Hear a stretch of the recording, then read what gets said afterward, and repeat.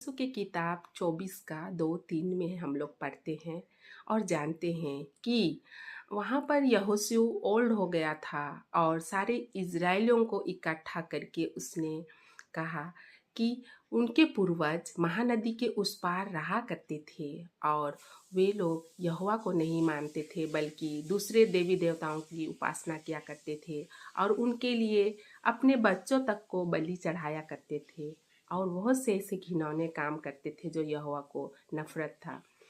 उन्हीं में से तेरह जो अब्राहम का पिता था और नाहोर का भी, तो वो भी वहीं रहा करता था अपने परिवारों के साथ। लेकिन परमेश्वर अब्राहम से प्रेम करते थे और अब्राहम को उसने आज्ञा दी कि वो वहाँ से निकल आए। अब्राहम आज्ञा मानकर वहाँ से निकल जाता है और पूरे कनान देश का दौरा करता है। पूरे कनान देश का दौरा करते करते उसको बहुत सारे आशीषें प्राप्त होती है। उसमें से वो बहुत ग्रेट आशीष जो था वो था उसका बच्चा, क्योंकि उसके बुढ़ापे में भी उसका कोई बच्चा नहीं था, क्योंकि सारा बैरन थी, बांझ थी। लेकिन परमेश्वर का आशीष से उनका परिवार में एक बच्चा आता है। आगे का जर्नी तो हम लोग जानते ही हैं अब्राहम का, लेकिन यहाँ पर मेन बात यह है कि वो परमेश्वर उसे अपने ही लोगों से, अपने ही जगह जमीन से, रिश्ते नातों से दूर क्यों कर दिया था।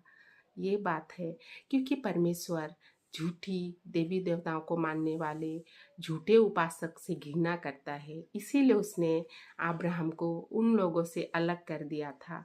और यहोवा परमेश्वर अब्राहम को ढेरों आशीष दिया। लेकिन यहाँ पर हम लोगों को सीखने वाली बात यह है कि वो परमेश्वर आज भी वही है, उनका धारणा आज भी वही है।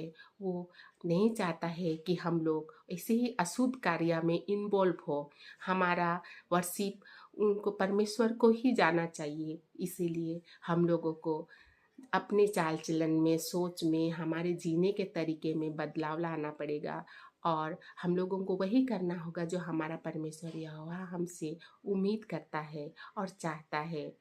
तो अब्राहम की तरह हम लोग भी आशीष का कारण बने, ना कि श्राप का कारण बने।